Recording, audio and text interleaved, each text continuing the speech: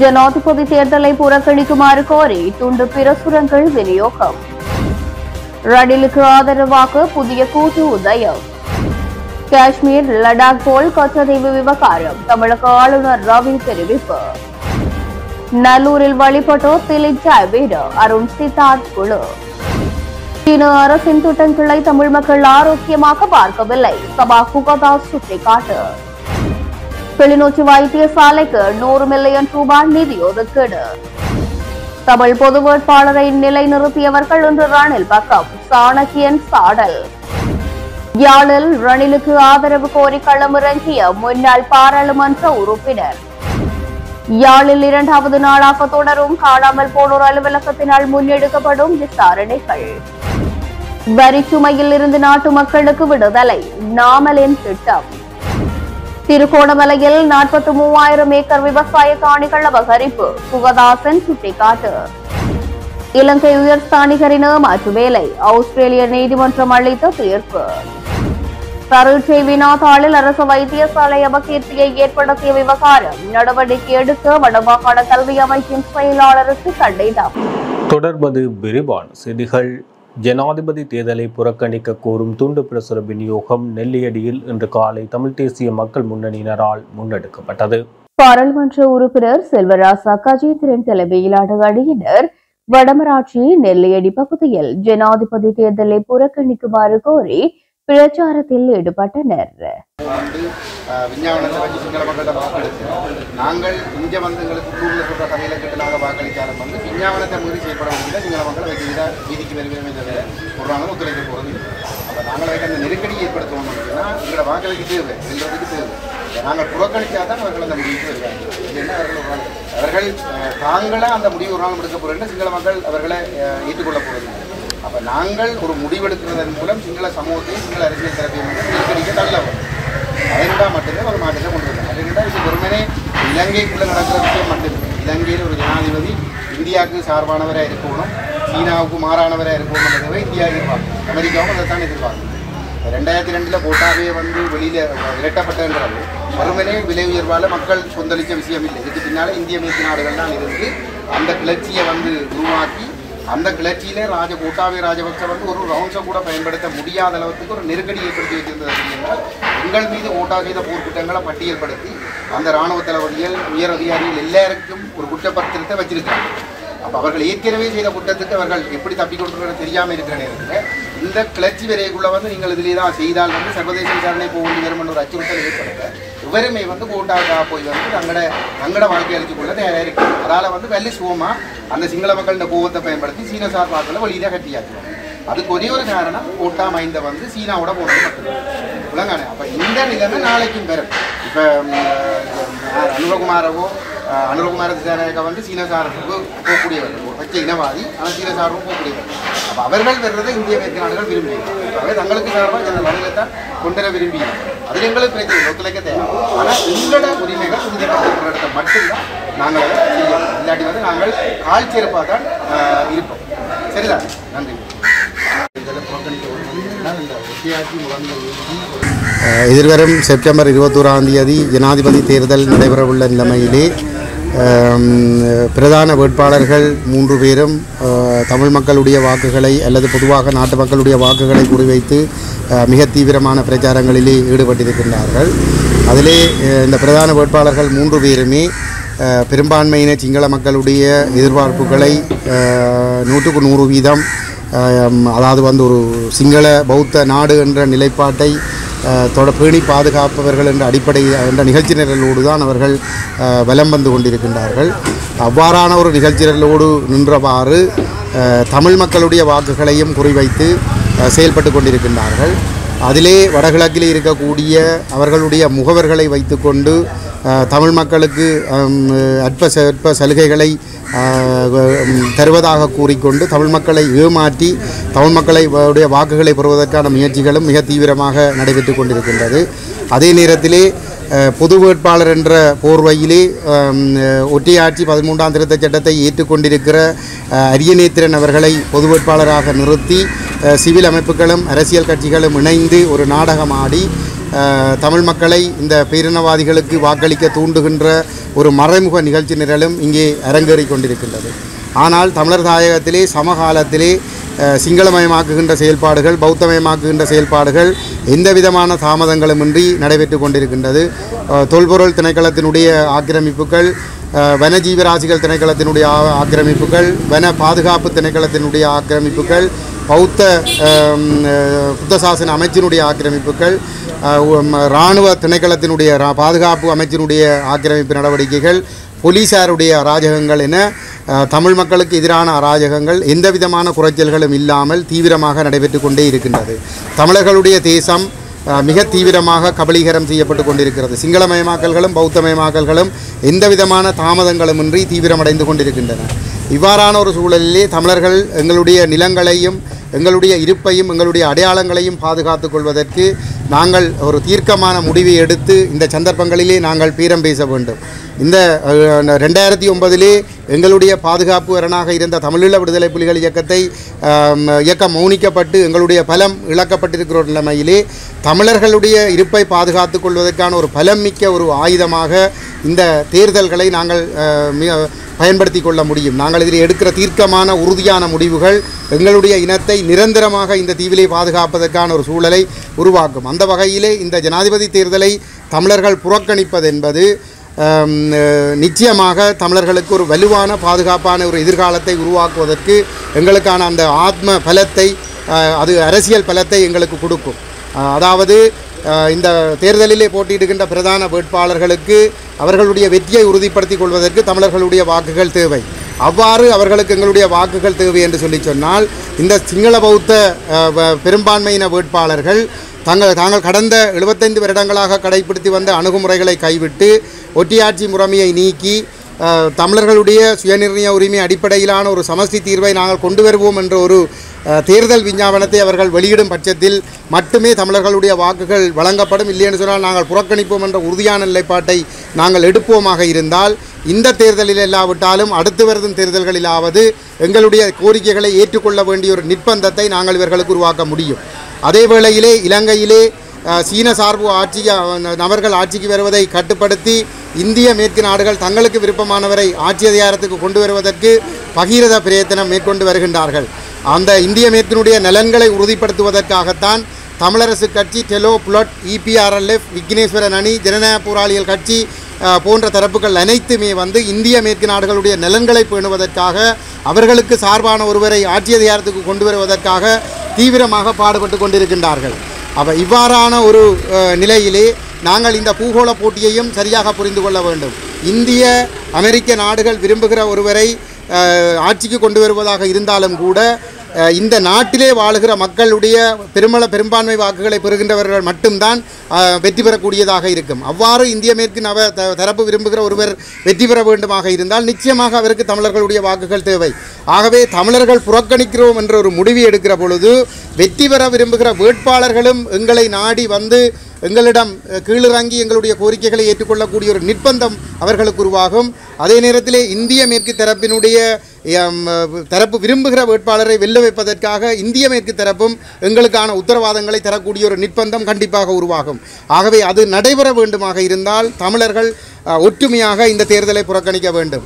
இந்த நிலைப்பாட்டை கடந்த 15 வருடங்களாக நேர்த்தியாக கடைபிடித்து வருகின்ற ஒரே ஒரு நபராக கௌரவ கஜேந்திரகுமார் பொன்னம்பலம் தலைமையிலான எங்களுடைய அரசியல் இயக்கம் மாத்திரம்தான் தமிழ் மக்களுடைய நலனடிப்படையிலே இந்த சந்தர்ப்பங்களை பேரம் பேசலுக்காக பயன்படுத்த வேண்டும் என்று கூறி புறக்கணிக்க வேண்டும் என்ற நிலைப்பாட்டை வலியுறுத்தி வருகின்றது.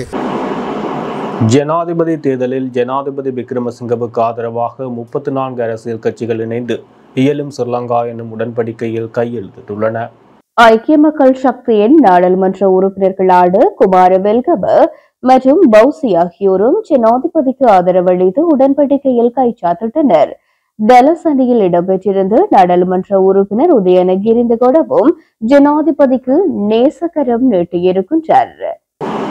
சர்வஜன அதிகாரத்தின் ஜனாதிபதி வேட்பாளர் திலித் ஜெயவீர இன்றைய தினம் யாழ்ப்பாணத்தில் சர்வமத தலைவர்களை சந்தித்ததுடன் மக்கள் கலந்துரையாடலும் இடம்பெற்றது.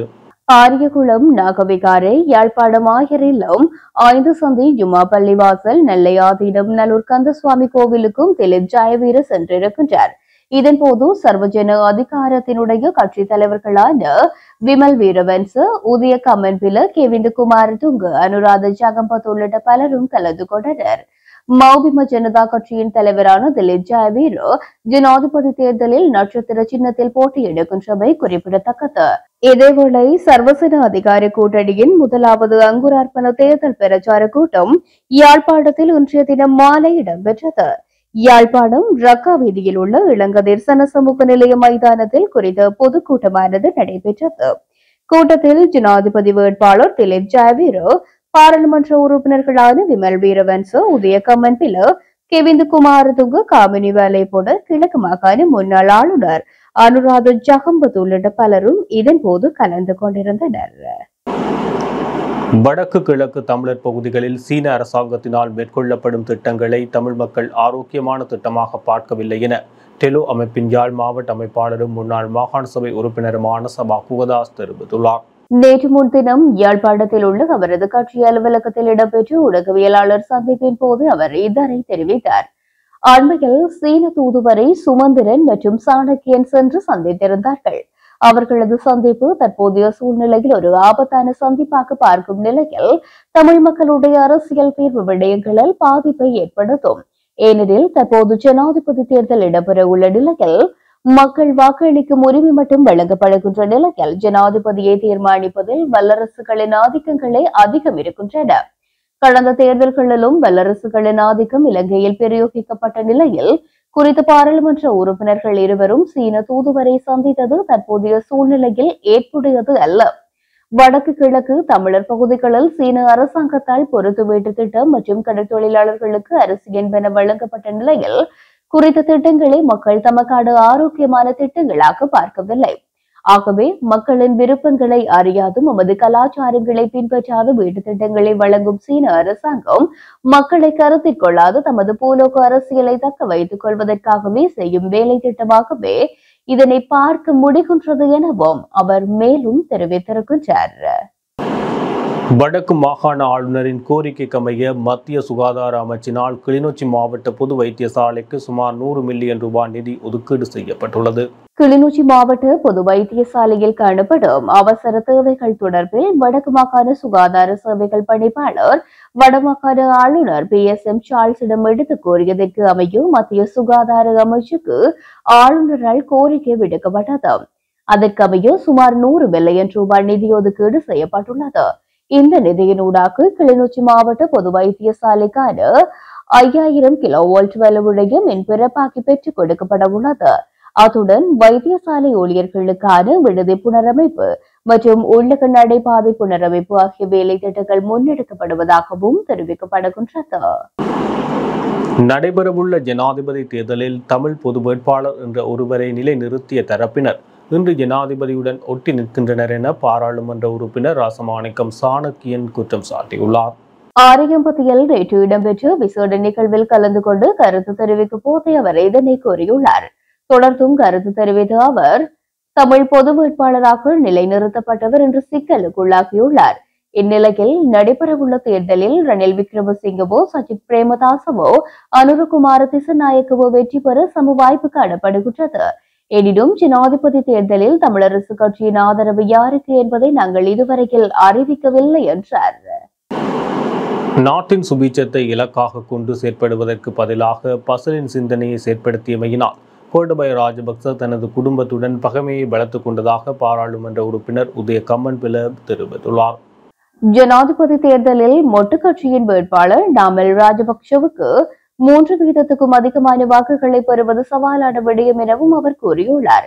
மேலும் முன்னாள் ஜனாதிபதி மஹிந்த ராஜபக்சவுக்கு சமூகத்தில் பெரும் மரியாதை இருப்பதாகவும் அதனால் அந்த மரியாதையை காப்பாற்றும் வகையில் அவர் அரசியல் மேடைக்கு வரக்கூடாது எனவும் கம்மன்பில எடுத்துரைத்துள்ளார்.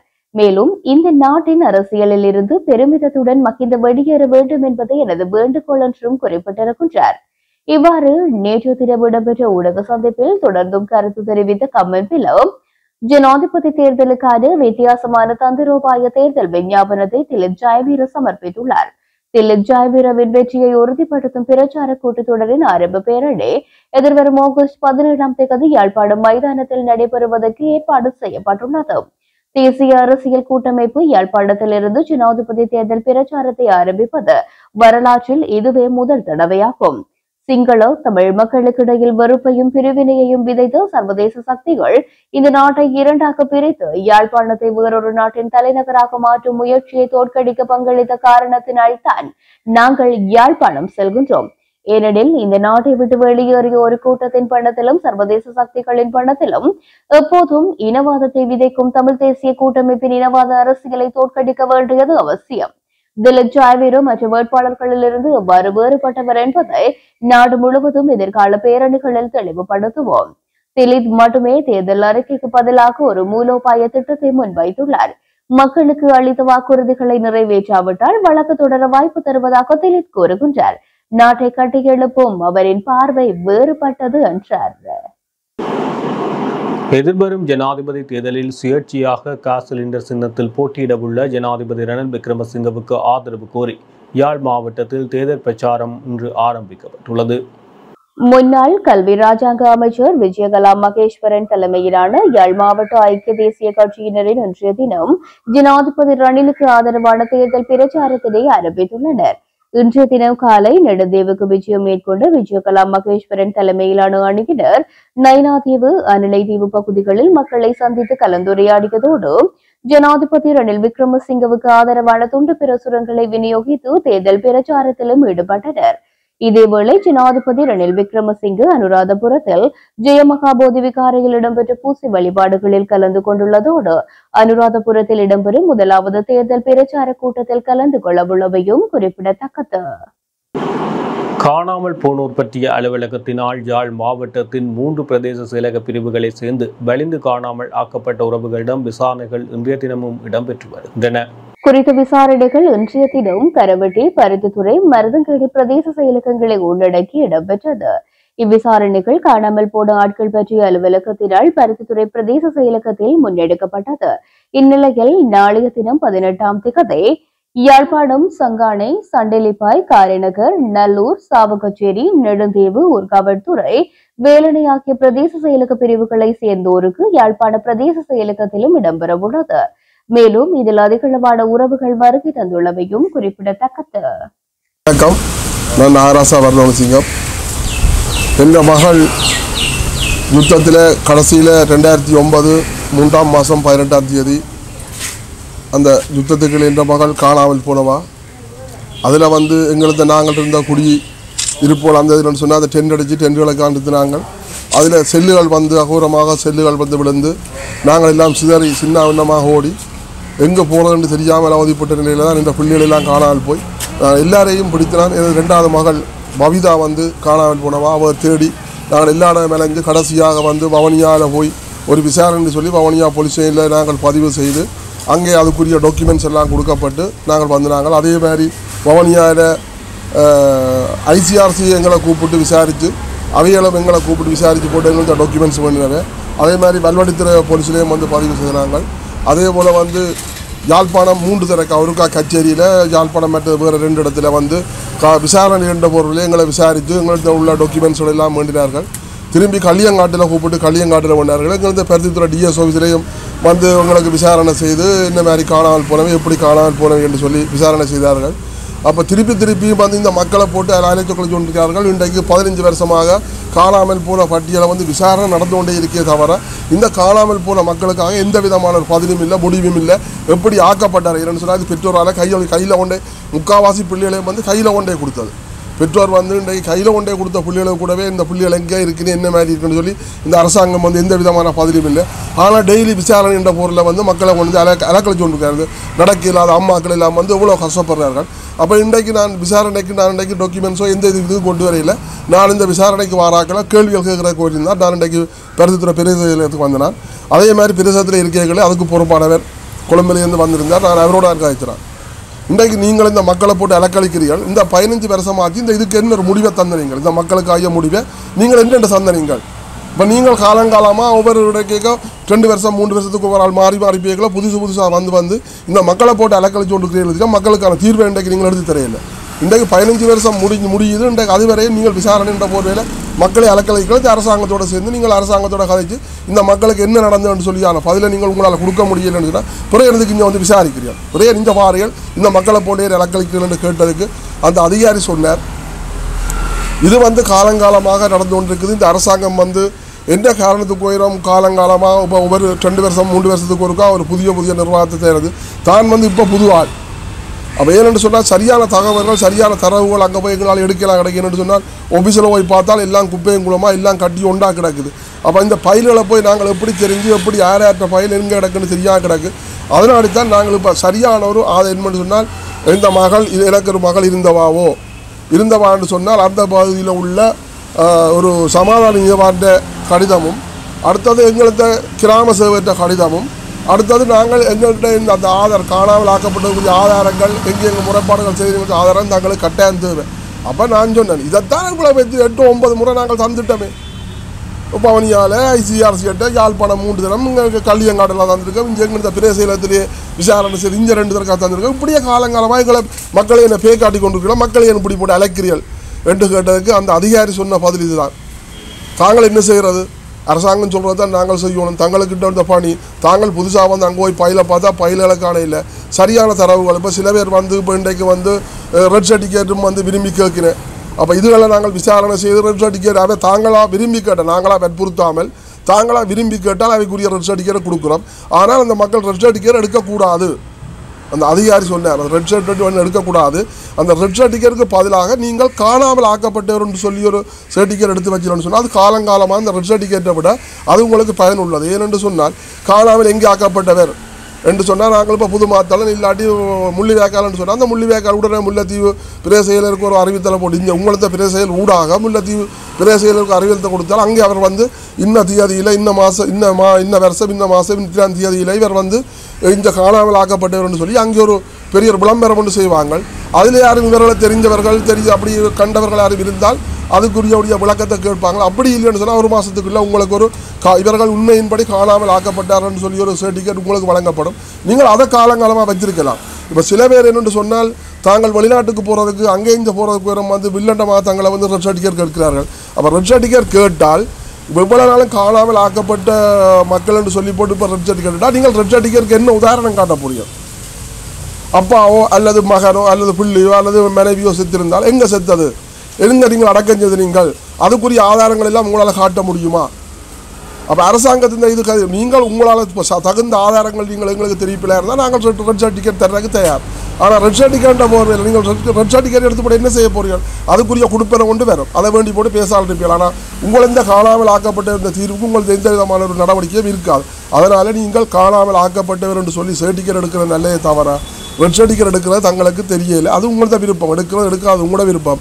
நீங்கள் ரெட் சர்டிஃபிகேட்டை கேட்டால் அதுக்கு தகுந்த ஆதாரங்கள் நீங்கள் காட்டணும். இப்போ முள்ளிவேக்காட்டா முள்ளிவேக்கிலே அப்பா இறந்துன்னு சொன்னால் அந்த அப்பா இறக்கேக்கு யார் பக்கத்தில் இருந்தவை யார் அடக்கம் செய்தவை அதுக்குரிய நடவடிக்கைகள் செய்யப்பட வேணும் என்று சொல்லி ஆதாரங்களும் செய்தார். நாங்கள் இனிமேலும் வந்து நீங்கள் கூப்பிட்டால் நாங்கள் வரப்போகிறது இல்லை, இனிமேல் எந்த விசாரணைக்கும் எங்கே நாங்கள் வரப்போகிறது இல்லை. ஏன்னு சொன்னால் நாங்கள் எல்லாரும் தந்தாச்சு, இந்த விசாரணைக்கு 15 வருஷம் மட்டும் இருந்து இனிமேல் நீங்கள் மக்களை பே காட்டாமல் இந்த மக்களுக்குரிய சரியான ஒரு முடிவை இந்த மக்களை இந்த காணாமல் ஆக்கப்பட்டது பெற்றோர்களால் கூடிக்கொண்டே ஒப்படைக்கப்பட்ட மக்களுக்கு நீங்கள் சரியான ஒரு தீர்வு நீங்கள் உடனடியாக அரசாங்கத்தோட வச்சு இந்த மக்களுக்கு பெற்றுக் கொடுக்கணும்னு சொல்லி நான் அவரை வேண்டிக் கொண்டேன். நான் திருப்பி அந்த அதிகாரியை கேட்டேன், நீங்கள் சாட்சியை கொண்டு வான்னு சொல்கிறீர்கள், சாட்சி யார்? அங்கே இருந்த படத்தளபதி. இப்போ அங்கே யுத்தம் நடக்க அந்த படத்தளபதி யார் இருந்தாரோ அவர் தான் சாட்சி. காணாமல் போன பிள்ளைகளுக்கு அவர் தான் சாட்சி, அவர் தான் பதில் சொல்லணும். அப்படி இல்லாட்டி பாதுகாப்பு அமைச்சர் சொல்லணும், இல்லாட்டி இராணுவ தளபதி வரணும். இந்த 3 பேரையும் வச்சு எங்களை வச்சு விசாரிங்கோ, அதுக்குரிய பதிலை நாங்கள் சொல்கிறோம். ஆறால் காணாமல் ஆக்கப்பட்டது, எப்படி காணாமல் ஆக்கப்பட்டது என்று சொல்லி நாங்கள் சொல்கிறோம். நீங்கள் அவைகளை விட்டுட்டு வெறுமனையை வந்து எங்களை வந்து நீங்கள் சாட்சியை கொண்டு வா, காணாமல் ஆக்கப்பட்டவர் எப்படி ஆக்கப்பட்டவர் என்று சொல்லி எங்களை எல்லாம் நீங்கள் வந்து கேட்கக்கூடாது. அப்படி எங்களை வந்து சாட்சி எங்களுக்கு சாட்சி என்ன இவதான் சாட்சி. அன்றைக்கு யார் படத்தளபதியாக இருந்தாரோ அவர், அடுத்தது இராணுவ தளபதி, அடுத்தது பாதுகாப்பு அமைச்சர், இவன் 3 பேரையும் கூட்டி கொண்டு வாங்க, சாட்சியை வச்சு நாங்களும் விசாரிப்போம், அவையோட அவையும் பெறட்டுக்கு நாங்களும் பாரோம், விசாரிப்போம், அவையும் கதைக்கிறதுக்கு நாங்களும் கதைக்கிறோம். அப்போ இன்றைக்கு அவையெல்லாம் விட்டுட்டு வெறுமனையை வந்து இன்றைக்கு ஒவ்வொரு போதுக்கும் ஒவ்வொரு ஆட்சி மாறிக்கொண்டிருக்கு. இன்றைக்கு ஆட்சி மாறி இன்றைக்கு எல்லாரும் விட்டுட்டு ஓடிட்டாங்க. திருப்பியும் இன்றைக்கு அதே ஆட்சி அதே குடும்பத்திலேருந்து இன்றைக்கு திருப்பியும் ஜனாதிபதி தேர்தலுக்கு கேட்டுக்கொண்டிருக்கிறார்கள். இவங்க திருப்பியும் வந்தால் இதே கட்டம் தான் வரும். இந்த மக்களுக்குரிய தீர்வு நாங்கள் ஒரு காலம் இந்த அரசாங்கத்தால் எட்ட போகிறதில்லை. நீங்களும் வந்து மக்களை அலக்கழிச்சு கொண்டு இருக்கிறீர்கள். காலங்காலம் நல்லாட்சி அரசாங்கம் சரிதான், கொடுங்கோல அரசாங்கம் என்றாலும் சரிதான், எல்லாரும் இதைத்தான் செய்கிறீர்கள். இன்றைய மக்களை வச்சு பே காட்டுறீர்கள் என்று சொல்லி கேட்டதுக்கு தான் அவர் பதில் சொன்னார். நான் என்ன இப்போ தான் புதுசாக நியமிக்கப்பட்டிருக்கு வந்திருக்கிறேன். நான் அங்கே ஃபைல்களை தேடி தான் ஃபைல்கள் எல்லாம் ஒன்றா கட்டுறதால எங்களால் தெரிவு செய்து யார்கிட்ட ஃபைல் எங்கே எடுக்குன்னு தெரியாமல் திருப்பியும் நாங்கள் வந்து இதில் வந்து உண்மையின்படி சரியான தகவல் எடுக்கிற தாங்கள் வந்திருக்கிறோம். தங்களுக்கு ஒத்துழைப்பு வழங்க சொல்லி அந்த அதிகாரியை கேட்டதுக்கு நாங்கள் ஒத்துழைப்பு வழங்கினாங்க. ஆனால் அவர் சொல்லிட்டு போனார், குறுகிய காலத்தில் எங்களுக்கு ஏதோ ஒரு பதில் கிடைக்கத்தானே வேணும், கிடைக்கும் கட்டாயமாக. அதுக்குரிய நடவடிக்கைகளை தாங்களும் மேற்கொள்கிறோம். கட்டாயமாக இந்த மக்கள் அலக்கழியாமல் இந்த மக்களுக்குரிய தீர்வு எட்டணும் என்று சொல்லி தாங்களும் முயற்சிக்கிறோம். என்ன செய்வது, அரசாங்கம் சொல்கிறா தான் நாங்களும் செய்யணும். தாங்களே சில பணி அவங்க பணிக்கிறதுக்கு தாங்கள் நடக்கிறது தான் வேலை. ஆனால் நாங்களும் வற்புறுத்துவோம், இந்த மக்களுக்குரிய பதில் என்ன என்று சொல்லி தாங்களும் வற்புறுத்துவோம் என்ற ஒரு வார்த்தையை சொல்லிக்கொண்டு போயிருக்கிறார்கள். இதுக்கு மேலே நாங்கள் அவரோட என்னத்தை கதைக்கிறது. நன்றி. வரம்பற்ற வரிச்சுமையிலிருந்து மக்களை விடுவிப்பதற்காக முன்னாள் ஜனாதிபதி மஹிந்த ராஜபக்சவினால் அறிமுகப்படுத்தப்பட்ட கொள்கைகள் மீண்டும் நாட்டில் நடைமுறைப்படுத்தப்படும் என ஸ்ரீலங்கா பொதுஜன பெரமுனவின் ஜனாதிபதி வேட்பாளர் நாமல் ராஜபக்ச தெரிவித்துள்ளார். கேக்கிராவ பிரதேசத்தில் தனது கட்சி உறுப்பினர்களிடம் கருத்து தெரிவிக்கும் போது அவர் இதனை குறிப்பிட்டுள்ளார். ஸ்ரீலங்கா பொதுஜன பெரமுனவின் ஜனாதிபதி வேட்பாளர் நாமல் ராஜபக்ச நேற்றைய தினம் பிற்பகல் கேக்கிராவ பிரதேசத்திற்கு விஜயம் செய்தார். அங்கு நாமல் ராஜபக்சவுக்கு கேக்கிராவ பிரதேச பொதுஜன பெரமுன உறுப்பினர்களிடமிருந்து வரவேற்பு அளிக்கப்பட்டது. இதேவேளை மாத்தளை ஸ்ரீ முத்துமாரியம்மன் தேவஸ்தானத்திற்கு சென்று சமய வழிபாடுகளில் ஈடுபட்டு ஆசீர்வாதங்களையும் பெற்றுக் கொண்டுள்ளனர். ஜனாதிபதி தேர்தலுக்கான பிரச்சார செலவுகள் அங்கீகரிக்கப்பட்ட வரம்பை மீறினால் ஜனாதிபதியின் அலுவலகத்தை கூட பறிப்பதற்கு சட்ட ஏற்பாடுகள் உள்ளதாக அறிவிக்கப்பட்டுள்ளது. குறித்த விடயத்தை தேர்தல் ஆணையாளர் நாயகம் சமன் ஸ்ரீ ரத்நாயக்க தெரிவித்துள்ளார். வேட்பாளர்களின் செலவுகள் தொடர்பாக கொழும்பில் நடைபெற்ற செயலமர்வில் கலந்து கொண்டு கருத்து தெரிவிக்கும் போது அவர் இதனை குறிப்பிட்டுள்ளார். அத்தோடு அங்கீகரிக்கப்பட்ட வரம்புகளுக்கு மேல் பிரச்சார செலவுகளை செய்வது சட்டவிரோதமானது என்றும் குறிப்பிட்டுள்ளார். மேலும் தேர்தல் செலவுகள் தொடர்பாக கண்காணிப்பு அமைப்புகள் சிறப்பு இணையதளத்தை அறிமுகப்படுத்தியுள்ளமை குறிப்பிடத்தக்கது. திருகோணமலை மாவட்டத்தில் மொத்தமாக 43,000 ஏக்கர் விவசாய காணிகள் எல்லையிடப்பட்டு அபகரிப்பு செய்யப்பட்டுள்ளதாக இலங்கை தமிழரசு கட்சியின் திருகோணமலை மாவட்ட பாராளுமன்ற உறுப்பினர் சண்முகம் குகதாசன் தெரிவித்துள்ளார். அத்துடன் இந்த விடயம் குறித்து ஜனாதிபதியிடம் பேசிய போது உரிய அமைச்சர்களுடன் கதைத்து தீர்வை பெற்றுத் தருவதாக தெரிவித்ததாக அவர் மேலும் சுட்டிக்காட்டினார். திருகோணமலை புல்மோட்டை பகுதியில் தமிழ் முஸ்லிம் மக்களுடனான நேற்று இடம்பெற்ற சந்திப்பில் கலந்து கொண்டு உரையாற்றுகையிலேயே அவர் இவ்வாறு குறிப்பிட்டார். இங்கு தொடர்ந்தும் கருத்து தெரிவித்த அவர் குச்சவெளி பிரதேச செயலக பகுதியில் 10,435 ஏக்கர் நிலங்கள் கையகப்படுத்தப்பட்டுள்ளது. இவ்வாறான விவசாய நிலங்களுக்கான குளங்கள், வாய்க்கால்கள் காணப்படுகின்றது. இது தொடர்பில் ஆட்சியாளர்களின் கவனத்திற்கு கொண்டு வந்து உரிய பிரச்சினைகளுக்கான தீர்வுகளுக்காக முயற்சிக்கின்றேன். மேலும் திருகோணமலையில் 500 ஆசிரியர் வெற்றிடங்கள் நிலவுகின்றதுடன் திருகோணமலை பொது வைத்தியசாலையில் 100 சிற்றூழியர்களுக்கான வெற்றிடங்கள் நிலவுகின்றது. இதனால் சத்திர சிகிச்சைகள் தள்ளி போடப்படுகின்றன. வெளிநாடுகளில் வைத்தியர்கள் இல்லாமல் அறுவை சிகிச்சை இடம்பெறுகின்ற போதும் இங்கு சிற்றூழியர்கள் உதவிக்காக இன்மையினால் பிற்போடப்படுகின்றது. கல்வி, சுகாதாரம், சமூக மேம்பாடு உள்ளிட்ட விடயங்களில் அதிக கவனம் செலுத்தப்பட்டு கட்சி வேறுபாடுகளின்றி ஒன்றிணைந்து செயற்படுவோம். 1976 பின்னர் கட்டுக்குள பகுதிக்கு நானே முதல் நாடாளுமன்ற பிரதிநிதி. புல்மோட்டை, திரியாய், குச்சவெளி என்ற பிரதேச பாகுபாடின்றி அனைத்து சேவைகளையும் சரியாக செய்வேன். இதற்கான ஒத்துழைப்புகளை அனைவரும் வழங்க வேண்டும். பிரான்ஸ் நாட்டின் அதிபதியான நெப்போலியன் கூறியது போன்று பல காலம் பேச்சாளராக இருப்பதை விட சில மணி நேரம் செயலாளராக இருப்பது சிறந்தது என தெரிவித்தார். இதேவேளை குறித்த சந்திப்பில் முன்னாள் குச்சவெளி பிரதேச சபை தவிசாளர் முபாரக் உட்பட பொதுமக்கள் என பலரும் கலந்து கொண்டனர். ஆஸ்திரேலியாவின் முன்னாள் பிரதி உயர்ஸ்தானிகரும் ஜெனீவாவின் இலங்கைக்கான தற்போதைய நிரந்தர பிரதிநிதியுமான கிமாலி அருணதிலகவுக்கு ஆஸ்திரேலிய பெடரல் நீதிமன்றத்தினால் $543,000 தண்டப்பணமாக விதிக்கப்பட்டுள்ளது. அவரது வீட்டில் வேலைக்கென இருந்த யுவதிக்கு உரிய முறையில் ஊதியத்தை வழங்காததால் அவருக்கு குறித்த தண்டப்பணம் விதிக்கப்பட்டுள்ளது. 3 வருட காலமாக தனது வீட்டில் வேலை செய்து பிரியங்கா தனரத்ன என்ற பெண்ணிற்கு அவர் குறித்த காலத்திற்கென மொத்தமாக $11,200 ஊதியமாக வழங்கியுள்ளார். இதனை மணத்தியால அடிப்படையில் கணக்கிட்டால் ஒரு மணத்தியாலத்துக்கு $75,000 வழங்கப்பட்டுள்ளதாக நீதிமன்றம் தெரிவித்துள்ளது. 3 வருட காலத்தில் 2 நாட்கள் மாத்திரமே பிரியங்காவிற்கு விடுமுறை வழங்கப்பட்டிருக்கின்றது. அதுவும் வேலை செய்யும் போது கைகளில் ஏற்பட்ட தீக்காயம் காரணமாக குறித்த விடுமுறையை பிரியங்கா எடுத்துள்ளார். உரிய முறையில் சம்பளம் வழங்காது ஆஸ்திரேலிய சட்டத்தை மீறும் வகையில் வீட்டு பணிப்பெண்ணை நடத்திய குற்றச்சாட்டில் ஹிமாலி அருணத்திற்கு குற்றவாளியாக அடையாளம் காணப்பட்டுள்ளார். அத்துடன் வீட்டு பணிப்பெண்ணின் கடவுச்சீட்டையும் ஹிமாலி தன்வசம் வைத்திருந்ததுடன் அவர் தனியே வீட்டிலிருந்து வெளியே செல்ல முடியாத சூழலை ஏற்படுத்தியுள்ளார். இதேவேளை ஆஸ்திரேலிய பெடரல் நீதிமன்றத்தின் தீர்ப்பை தொடர்ந்து இலங்கை வெளிவிவகார அமைச்சு தனது நிலைப்பாட்டை வெளிப்படுத்தியுள்ளது. உத்தியோகபூர்வ அறிக்கையில் வீட்டு பணிப்பெண் பிரியங்கா தனரத்ன தனது வேலையின் போது செலுத்தப்பட்ட கொடுப்பனவுகளில் திருப்தி அடைவதாக அமைச்சு தெரிவித்துள்ளது. தனரத்னவுக்கு அங்கீகரிக்கப்பட்ட சம்பளம் பரஸ்பரம் ஒப்புக்கொள்ளப்பட்டதன் பிரகாரம் அருணா திலகவினால் முழுமையாக வழங்கப்பட்டதாக அமைச்சு உறுதிப்படுத்தியது. பரீட்சை வினாத்தாளில் அரசு வைத்தியசாலை தொடர்பில் அபகீர்த்தியை ஏற்படுத்தும் வினாவை உள்ளடக்கியமை தொடர்பில் வடக்கு மாகாண கல்வி அமைச்சின் செயலாளரிடம் அரசு வைத்திய அதிகாரிகள் சங்கம் நடவடிக்கை எடுக்க வேண்டும் என கோரிக்கை விடுத்துள்ளது. அண்மையில் நடைபெற்ற வடமராட்சி வலய கல்வி அலுவலகத்தினால் நடாத்தப்பட்ட தரம் 9க்கான 2ஆம் தவணை பரீட்சையின் குடியியல் பாடத்திட்டத்தின் வினாத்தாளில் மக்களுக்கு சீரான சேவையை வழங்காமையினால் அண்மையில் பெரும் விமர்சனத்துக்குள்ளான வைத்தியசாலை எது என கேள்வி எழுப்பப்பட்டதுடன் பதிலாக பருத்தித்துறை ஆதார வைத்தியசாலை, சாவகச்சேரி ஆதார வைத்தியசாலை, தெல்லிப்பளை ஆதார வைத்தியசாலை, யாழ்ப்பாணம் போதனா வைத்தியசாலை என பதில்களும் வழங்கப்பட்டு சரியான விடையை தெரிவு செய்ய கோரப்பட்டது. குறித்த வினாத்தாள் சமூக வலைதளங்களில் வைரலாகி பெரும் சர்ச்சையை ஏற்படுத்திய நிலையில் அது தொடர்பாக நடவடிக்கை எடுக்க கோரிய அரசு வைத்திய அதிகாரிகள் சங்கத்தின் வடக்கு மாகாண கிளை வடக்கு மாகாண கல்வி அமைச்சின் செயலாளருக்கு கடிதம் அனுப்பியுள்ளது. அந்த கடிதத்தில் ஆதாரமற்ற நீதிமன்ற விசாரணையில் உள்ளதொரு விடயம் தொடர்பில் அரசு பாடசாலை மாணவர்களுக்கான பரீட்சை வினாத்தாளில் அரசு வைத்தியசாலை தொடர்பில் அபகீர்த்தியை ஏற்படுத்தும் வினாவை உள்ளடக்கியமை சமூக ஊடகங்களில் வெளிவந்துள்ளது. மேற்படி வினாத்தாள் தயாரிக்கப்பட்டமை மற்றும் மாணவர்களுக்கான பரீட்சைக்காக அனுமதிக்கப்பட்டமை தொடர்பில் நாம் ஆழ்ந்த கவலை கொண்டுள்ளோம்.